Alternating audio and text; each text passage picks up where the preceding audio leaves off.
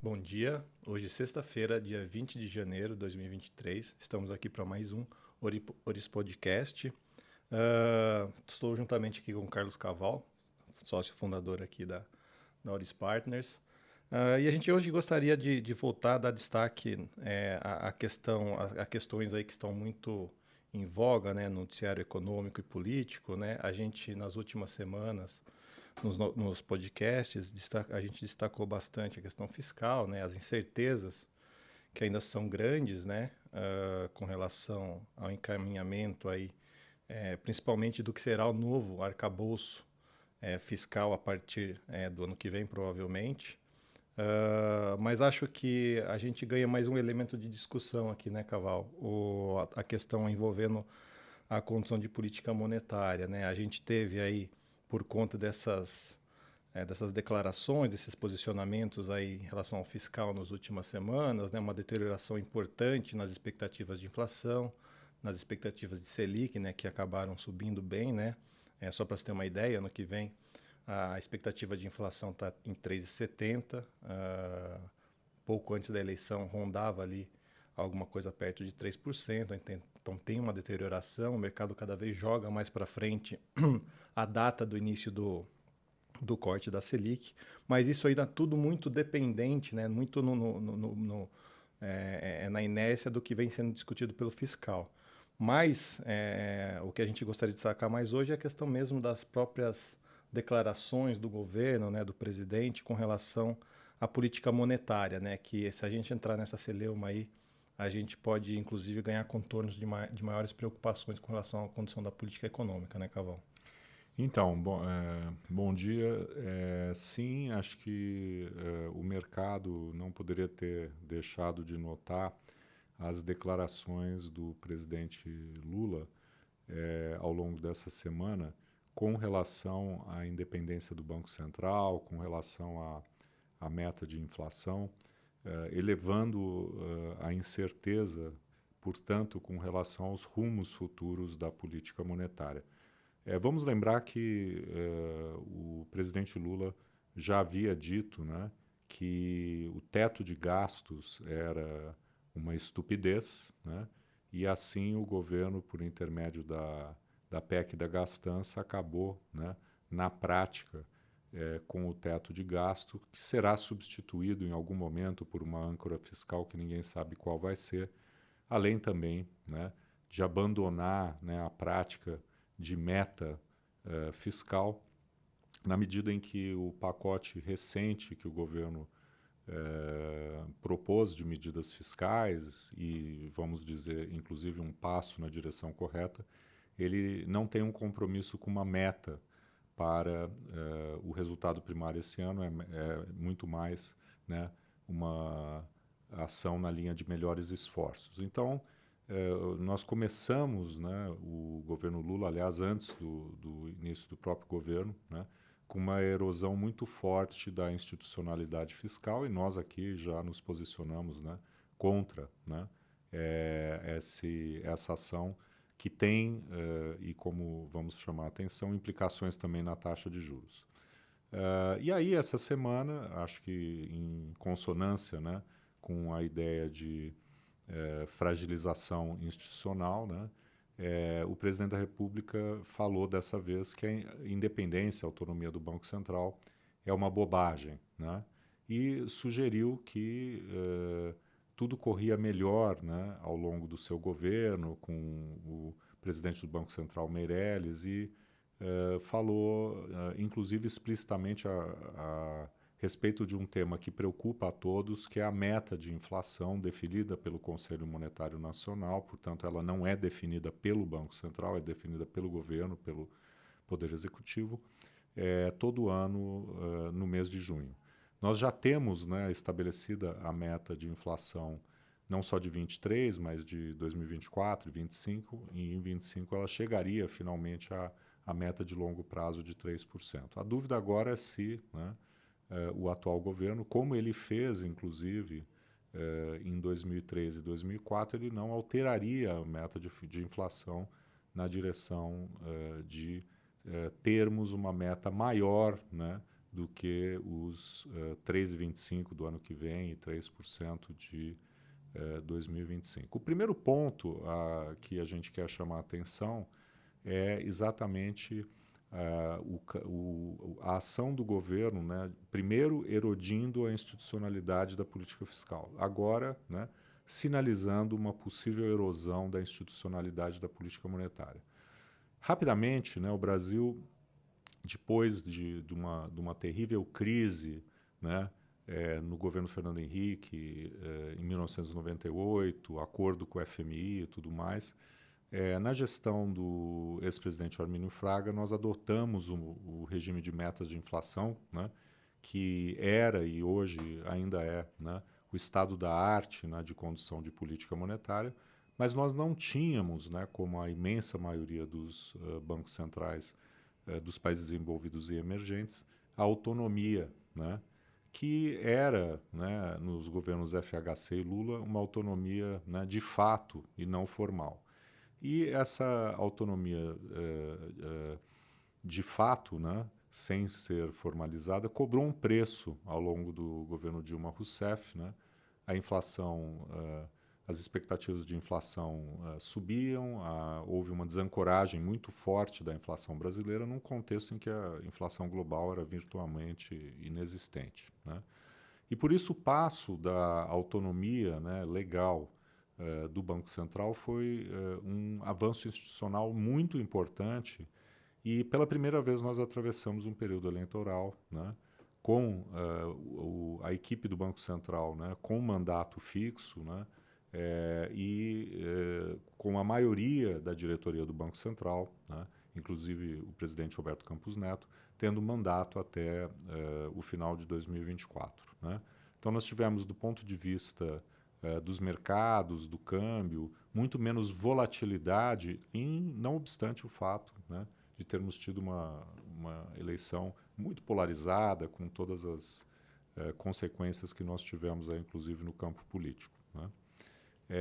Tivemos uma transição de poder, né, que estamos vivendo agora, muito tranquila do ponto de vista dos mercados financeiros, dólar e tudo mais. Né? Então, nós temos que deixar claro aqui, né, que é um passo atrás, né, o que o presidente sinalizou, né, no sentido de questionar a autonomia do Banco Central, falar em elevação de meta de inflação, né, e cujas consequências, né, vão, em primeiro lugar, na direção, né, de prejudicar a recuperação da economia e também de aumentar, né, o custo de rolagem da dívida pública. Né? O interessante, né, é que agora aparecem, né, muitos economistas defendendo a ideia de que ter uma maior meta de inflação, uma meta de inflação maior, seria um caminho adequado para o Brasil. Né? E é curioso que parece que nós, no Brasil, sempre tivemos uma meta de inflação baixa, né? E por isso crescemos pouco, e que agora, se subíssemos a meta, né, teríamos um maior crescimento e juros mais baixos. Né? Só que a história, na verdade, é o contrário. Né? Nós já tivemos, durante mais de uma década, uma meta de inflação de 4,5% e até maior do que isso, né, quando o regime começou. Né? E isso não garantiu taxas de juros mais baixas. Né? E o Marcos aqui fez um breve levantamento com relação à Selic, né, nos últimos anos, que mostra exatamente isso. Acho que é importante a gente olhar o que os dados, nesse caso, mostraram. Pois é, Caval. Aqui citar alguns números, né, brevemente, né, pegando aí o primeiro mandato do presidente Lula, né, até o momento em que a gente teve o impeachment da presidente Dilma, né, entre 2003 e 2016, a Selic média do período foi de 13,3%. Né? E se a gente olhar após o impeachment, né, de 2017 até 2019, né, até o momento anterior à pandemia, essa Selic ficou rodando ali por volta de 7,6%. Né? Então, uma queda bastante considerável. Mas eu acho que o mais importante é olhar para o juro real. Né? Assim, no final das contas, né, o que acaba interessando para o dia a dia, né, para o cálculo econômico de muitos agentes, né, é o juro real embutido nas taxas de juros nominais, né? Então, esse cálculo sempre é importante. Entre 2003 e 2016, o juro real médio desse período ficou em 6,5%. 6,5%. E entre 2017 e 2019, caiu consideravelmente para alguma coisa aí levemente abaixo de 4%, ficou em 3,9%. Então, de fato, você alcançou aí um juro real, que é o que interessa para a economia no final das contas, e para efeitos práticos é o que incide sobre o estoque da dívida pública, né? Juros mais baixos, né?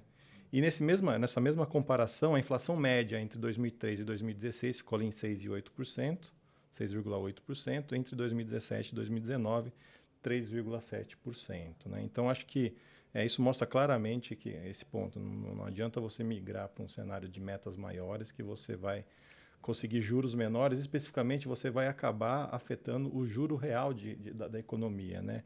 E acho que nesse sentido vale a pena citar algumas coisas também que a gente estava observando antes da eleição e o que a gente está observando agora, né? Em algum momento ali, pré-pandemia, né, quando você tinha uma consolidação bastante importante, né, do sistema de metas de inflação, o juro real precificado para os anos seguintes, né, no relatório Focus, estava ao redor de 2,5%. Então, aquele 3,90, né, que a gente falou que ficou em 2017, 2019, o mercado já estava precificando que a gente migraria para alguma coisa muito próxima do que um país desenvolvido ou um país emergente que já tem um sistema de metas já há muito tempo. 2,5% de juro real é algo bastante baixo. E o que a gente observou da eleição para cá, né? Até outubro, antes da eleição, o juro real esperado para 2024 estava ao redor de 4,5%. Se a gente pegar a Selic esperada, a inflação esperada, dava uma coisa perto de 4,5%. E desde então a gente teve um deslocamento de 1 ponto percentual. O juro real médio esperado para o ano que vem já está em 5,5%. E para 2025, em 5%. Então está muito clara uma reversão da trajetória, né, que a gente vinha observando aí, de uma consolidação de juros real mais baixo ao longo do tempo, com metas mais condizentes com o que a gente já está vendo ao redor do mundo emergente. Aí, eu falo México, né, alguns outros países aqui da América do Sul, alguns países do leste europeu também, da Ásia também, que tem metas por volta de 3%. A gente estava caminhando nessa direção. Fazer algo, né, que quebre essa lógica, né, pode ser muito ruim e penalizar muito a nossa economia, né, Caval? Exatamente. Então, acho que é importante chamar a atenção, né, porque nós estamos falando aqui da questão da desancoragem, né, da sustentabilidade do ponto de vista da política fiscal e também o manejo, né, em si da política monetária. A gente sabe, né, que quando você tem uma política fiscal expansionista e quando você sugere, né, que isso vai trazer uma trajetória insustentável do crescimento da dívida pública, né, você tende a fazer com que a taxa de juros de equilíbrio da economia, a taxa de juros neutra, né, ela seja mais alta, né? E a isso você pode, inclusive, adicionar um prêmio de risco, né? No sentido de que os investidores passam a pedir uma remuneração maior, né? Na medida em que haja, né, um risco maior, né, com relação ao repagamento da dívida pública. E isso nós vimos notoriamente no período da ex-presidente Dilma, com a perda do grau investimento, enfim, a ideia de que o Brasil podia, né, chegar numa situação limite do ponto de vista da sua dívida pública, né? Então, o que o governo tem feito no campo fiscal, né, a erosão institucional, joga a favor de um juro de equilíbrio mais alto, né, e a isso, né, se soma também uma pressão vinda de um maior risco, né? No campo monetário, estritamente dito, né, se você subir a meta de inflação, né, o investidor que financia a nossa dívida, ele vai querer uma remuneração adicional para que seja mantido o mesmo juro real. Então, digamos que o juro real seja de 5% ou 6%, mais próximo do que ele é hoje, né? Se a meta de inflação é 3%, né, você pode estar satisfeito, né, ao longo do tempo, né, quando a inflação chegar na meta, com uma taxa de juros de 9%. Né? No entanto, se você tiver uma meta de inflação de 10, de 4, você vai ter no final, né, que ter uma remuneração adicional e o juro de equilíbrio chegaria a 10%, né, em termos nominais. Então, o período, né, que nós vivemos, né, nos governos do PT, em que a meta de inflação era mais alta, né, nós tivemos taxas de juros nominais mais altas e elas refletiam duas coisas. Primeiro, um juro real mais alto, né, ele era estruturalmente mais alto, porque a gente teve, né, nesses governos, né, notoriamente no período da ex-presidente Dilma, uma expansão fiscal e dos bancos públicos, o chamado parafiscal muito grande, e também pela inflação mais elevada, né, nós tínhamos que ter uma taxa que também no seu lado, vamos dizer, nominal, né, ela tinha que ser mais alta também para compensar a inflação mais elevada. Moral da história, né, o governo ele tem sinalizado, né, e no caso da política fiscal não é meramente uma sinalização, a ação do governo tem sido na direção de juros estruturalmente mais elevados. E agora, possivelmente, se o caminho for de elevação, né, da meta de inflação, nós vamos acabar tendo, né, uma taxa de juros que também tem que subir, né, além da taxa real, em termos nominais, por conta de uma inflação mais elevada, né? Não é por outro motivo, né, que nós tivemos, né, uma manifestação bastante clara em editoriais da imprensa, ontem no Globo, hoje no Valor e no Estadão, fortemente contrária, né, e o Estadão acabou hoje chamando, na verdade, a fala do presidente Lula de bobagem, né? Cito então, né, esse editorial porque, de fato, né, é extremamente preocupante vermos o presidente da República, né, com esse tipo de ataque institucional, curiosamente, de fragilização das instituições fiscais, das instituições monetárias, curiosamente, depois de um período, né, de um episódio que nós tivemos, lamentável, né, de ameaça às instituições democráticas, em que houve uma união, né, do país no sentido de condenar os ataques violentos, as ações golpistas em Brasília, e todos se uniram na direção do fortalecimento das instituições democráticas, né? Então, é curioso, né, que, ao mesmo tempo, o presidente se beneficie, né, desse apoio para, ao mesmo tempo, atacar as instituições, né, fiscais e monetárias, né, para dar curso a essa política econômica de conotações cada vez mais populistas. Caval, acho que o ponto aqui, né, que a gente lá atrás chamou atenção, né, se a gente passou por anos aí de negacionismo científico, né, estamos insistindo, né, estamos vendo o governo insistir novamente, né, no negacionismo econômico, né, mais do que comprovado, né, que inflação baixa deriva aí de uma condição de uma política monetária com arcabouço bem desenhado, baseado em metas, né? E isso acho que fica um grande ponto de interrogação depois dessas falas, né? Eu acho que vale a pena ressaltar, né, que ficam algumas coisas aí para a gente observar dentro dessa lógica ainda, né? Tem aquele ponto que a gente chamou atenção nos últimos podcasts, né, que muito em breve deve ser indicado o substituto, né, do Bruno Serra para a diretoria do Banco Central.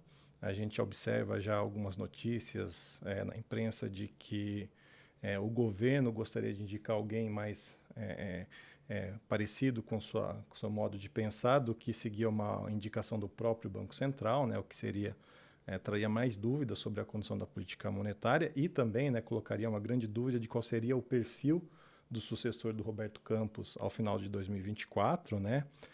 Então, estaremos muito atentos a isso nos próximos dias, que não deve demorar muito essa decisão. E a outra coisa que eu acho que vale a pena ressaltar aqui também, ainda pensando nesse aspecto, né, é que um dos fatores que fez com que os juros nominais fossem mais altos, né, no período do governo do PT lá atrás, e os juros reais também, né, foi o uso dos bancos públicos, né, como você mesmo disse, né, crédito subsidiado, né, fez com que o juros livre, né, da economia tivesse que ser mais alto para compensar esse crédito mais barato, né? Então fica essa dúvida se o governo vai conseguir de alguma forma ou de outra usar os bancos públicos para fazer isso, embora a gente entenda e já tenha falado que tem várias amarras para que BNDES não faça o que fez no passado, né? Mas Caixa Econômica, Banco do Brasil tem um pouco mais de grau de liberdade para atuar aí com crédito mais expansivo, né? Mais expansionista.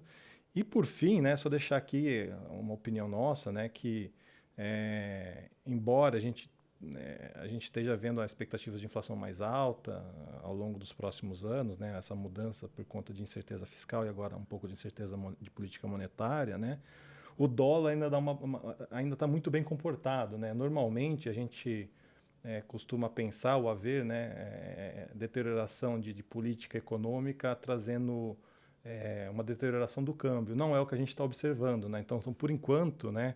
E falo isso por enquanto porque não dá para saber quais rumos o dólar em nível global vai tomar, mas por hora, lá fora, né? Lá nos mercados internacionais, esse cenário um pouco mais benigno, né? De juros nos países desenvolvidos tem trazido uma certa calma para o dólar. Então, apesar do dólar estar muito bem comportado, sobe para 5,30, 5,40, volta para 5,20 e tal, não sai muito desse range aí.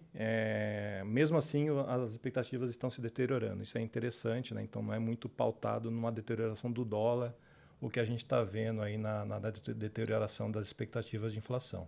Quando, na verdade, o que a gente deveria estar observando é um dólar para baixo de R$ 5, alguma coisa, né? Eu fiz umas contas muito simples, né, tentando replicar se o Brasil se a moeda brasileira tivesse o mesmo comportamento das moedas latino-americanas, né, desde a eleição para cá, qual que seria o valor justo, né, do real?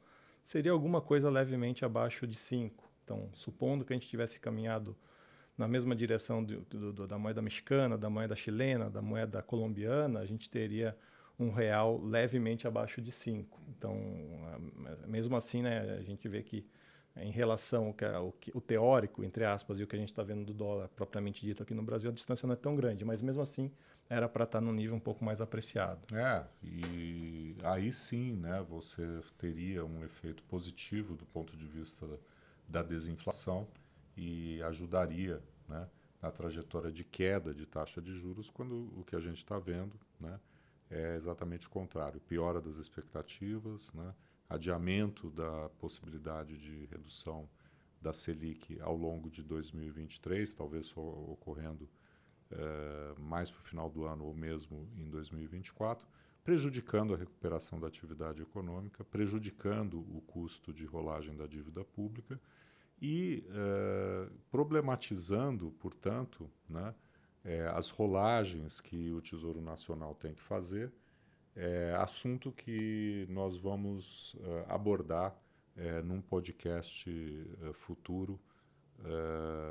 Acho que ficamos por aqui, né? Já é sexta-feira e acho que falamos demais já. Voltamos aí ao longo da semana que vem, assim que tivermos aí algum assunto mais relevante. E um bom fim de semana aí para todos. Bom final de semana a todos.